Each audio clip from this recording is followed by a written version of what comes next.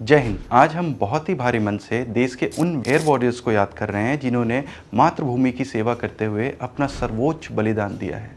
On Saturday, June 13, 2026, an Antonov AN-32 transport aircraft of the Indian Air Force met with a tragic accident. यह हादसा असम के जोराहट में स्थित रोबारिया air force station पर landing के दौरान हुआ। इस दुर्घटना में हमने अपने 5 जाबाज वायु सैनिकों को खो दिया, जिन्होंने कर्तव्य की राह पर चलते हुए वीर गति प्राप्त की। Let us honor the names and the ranks of these brave hearts who made the supreme sacrifice. The very first is Squadron Leader Prasant Singh. Next, Flight Lieutenant Subham Kumar. अगले हैं सार्जेंट जितेंद्र शर्मा। अगले हैं अग्निवीर वायु खेमराम कुमावत और आखिरी हैं अग्निवीर वायु दानिश आलम। The aircraft belonged to the Indian Air Force prestigious 43 Squadron was on the routine logistic sortie when the crash occurred. इस हादसे में विमान के को पायलट गंभीर रूप से घायल हैं और वर्तमान में उनका इलाज सैन्य अस्पताल में चल रहा है। इस गहरे दुख की घड़ी में पूरा देश इन शहीदों के परिवार के साथ खड़ा है। We extend our deepest condolences to the bereaved families. भारतीय वायुसेना ने हादसे के कारणों की जांच के लिए कोर्ट ऑफ इंक्वायरी के आदेश दे दिए हैं। इस दुखद घटना के बाद एक बार फिर हमारा ध्यान भारतीय वायुसेना के उस विमान की ओर खींचा है जिसे पिछले 4 दशकों से वायुसेना का वर्क हॉर्स कहा जाता है। हम बात कर रहे हैं Antonov AN-32। According to the comprehensive coverage in the Indian Express and the historical defense record, let us decode the science, history and the structural design of this legendary twin-engine turboprop aircraft. The very first is, what is the vision behind the aircraft? क्यों चुना गया था ये विमान? The AN-32 was originally bought in 1984 from the erstwhile Soviet Union. लेकिन क्या आप जानते हैं इसे विशेष रूप से भारतीय आवश्यकताओं के अनुसार डिजाइन कराया गया था। The Indian Air Force needed a tactical transport aircraft that could conquer India's unique and brutal geography, operating seamlessly in hot tropical climates and thin air at high altitude Himalayan airfields. Second one, unique set engine design. Engine की खास बनावट है इसमें। The most striking visual features of the AN-32 is it's engine. इसके 2 शक्तिशाली AI-20 turboprop engine wings के ठीक ऊपर means high mounted above the wings fit किए गए हैं। यह डिजाइन सोवियत संघ के एंटीनोव ब्यूरो ने भारतीय वायुसेना के कहने पर तैयार किया था। इसका मुख्य उद्देश्य ये था कि जब विमान कच्चे या पथरीले runway that is called as unpaved air strip पर लैंड करे तो मलबे या पत्थरों को इंजन के अंदर खींचने से रोका जा सके। That is FOD protection. अगले हम बात करेंगे विमान की क्षमता है, that is operational muscles. Weight and speed of this tactical beast can carry a maximum takeoff weight of 27 ton and clock a maximum speed of 530 km per hour.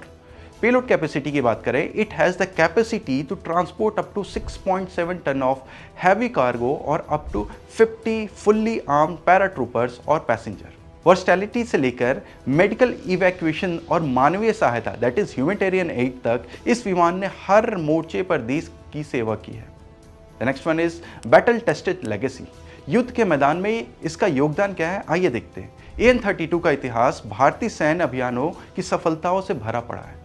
During the 1999 Kargil war against Pakistan and later during Operation Parakaram in 2001 and 2, these aircraft flew relentlessly sorties into critical forward bases.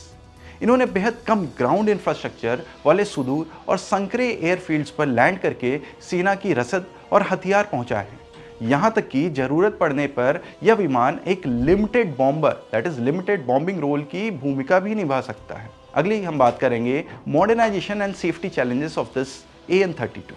विमान की उम्र को देखते हुए भारत ने 2009 में Ukraine निर्माता एंटीनोव के साथ $400 मिलियन का एक बड़ा कॉन्ट्रैक्ट साइन किया। इसका उद्देश्य वायुसेना का 105 AN-32 विमानों के एयरफ्रेम को मजबूत करना और advance avionics, navigation and modern communication system install करना था।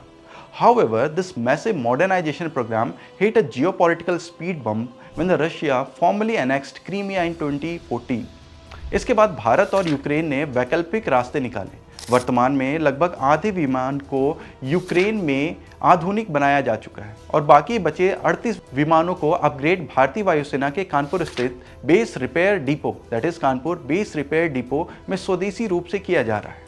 अगली हम बात करेंगे सुरक्षा का कड़ा इम्तिहान The AN-32 is structurally highly rugged and dependable, but defense expert noted that flying in the northeast and Himalayan terrain leaves a very narrow margin of error, especially during the landing phase. पहाड़ी घाटियां अक्सर बादलों से घिरी रहती हैं, जिससे पायलटों को विजिबिलिटी की भारी कमी का सामना करना पड़ता है। पिछले कुछ वर्षों में यह तीसरा बड़ा AN-32 क्रैश है, जिसमें 2016 में बंगाल की खाड़ी का हादसा, 2019 में अरुणाचल प्रदेश का क्रैश शामिल है, जिन्होंने देश को गहरा जख्म दिया है। इन चुनौतियों के कारण रक्षा मंत्रालय अब medium transport aircraft MTA programme के तहत पुराने हो रहे AN-32 और इल्यूजन सेकंड 76 फ्लीट को नए और आधुनिक विमानों से रिप्लेस करने की प्रक्रिया को तेजी से काम कर रहे हैं।